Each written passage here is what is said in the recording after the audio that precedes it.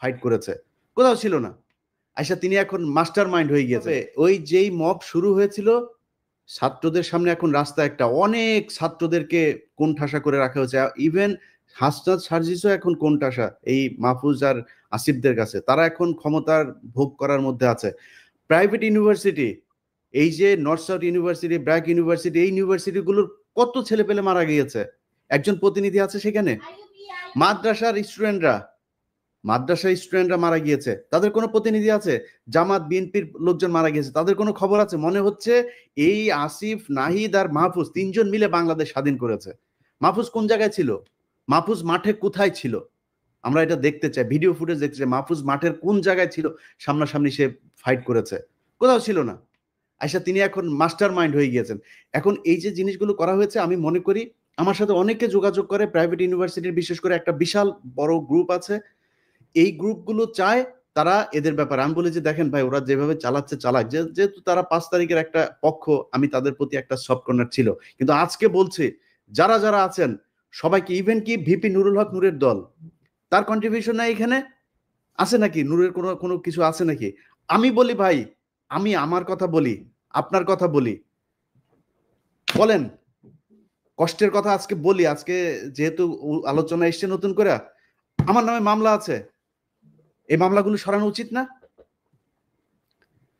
এমন কোন উপদেষ্টা কেউ ফোন করেছে আমাকে এখন পর্যন্ত যে ভাই কি হয়েছে, কোথায় আছে আপনার মামলা? আসিফ নজরুলের ওই নারী কেলেঙ্কারি করবো, তখন আসিফ নজরুল ফোন করে, ইলিয়াস আপনার কি কি আছে আমার একটু দেন। আরে বেটা, তোর কাছে আমার দেওয়া লাগবে কেন? তুই আগে চাইছিস আমার কাছে?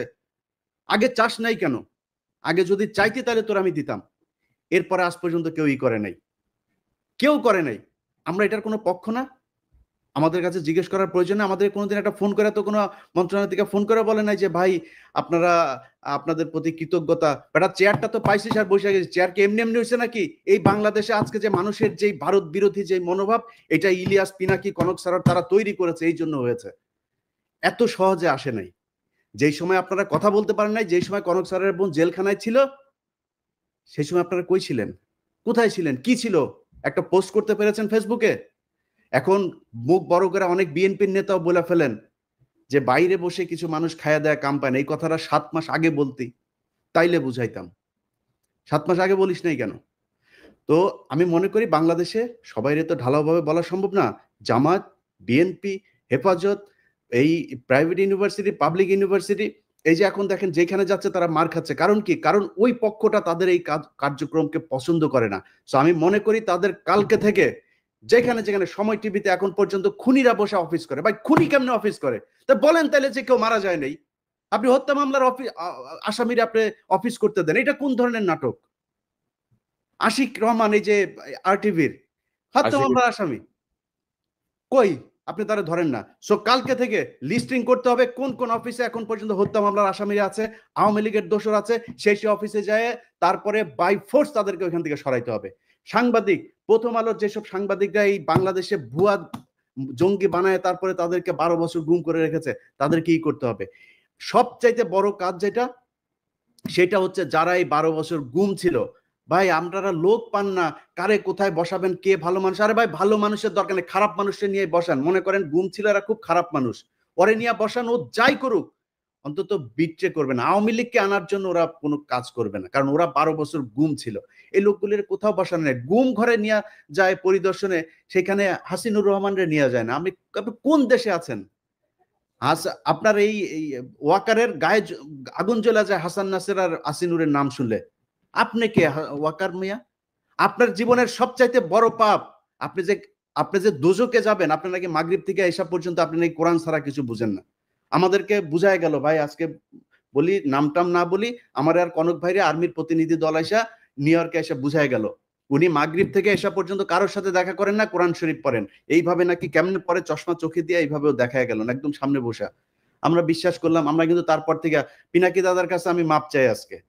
পিনাকি দাদা আমারে বলছে যে তুমি ইয়ারে কেন করলা, ওয়াকারে কেন ব্ল্যাঙ্ক সাপোর্ট দিলা? আমাকে দাদা ইয়ে করেন, দেখেন বিডিআর এটা নিয়ে ভালো একটা রেজাল্ট আসবে। ফারাবির এখন পর্যন্ত ছাড়ে নাই। আমারে বললো ইলিয়াস আপনি কি চান? আমি বললাম আমি চাই বাংলাদেশের আলেমগুলো, যেই আলেমরা, যে ছাত্রদল, ছাত্র শিবির, যেই ইয়েগুলো লোকগুলোকে শেখ হাসিনা 12 বছর জেলে পাঠিয়েছিল, তাদের সবাই ছাড়বেন। ফারাবির নাম ধরে বলেছে, ফারাবিরা এখন পর্যন্ত ছাড়ে নাই। তো পিনাকিদার কথা সেদিন না শুনে আমার ভুল ছিল, আজকে বুঝতে পারলাম।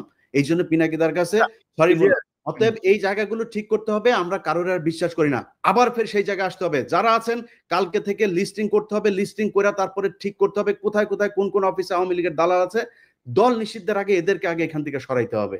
নাইলে যারা এখন এই যে আওয়ামী লীগের লোকজন দেখেন বিএনপির ভাই এবং জামাতের ভাইদের বলি, তারা এখন আপনাদের দলে যাওয়ার জন্য পারাপারি করে না, কালকে দেখবেন সবার আগে আপনারা ধরবে। অতএব জামাত বিএনপি কোন দলের মধ্যে কোনো ভাগাভাগি নাই।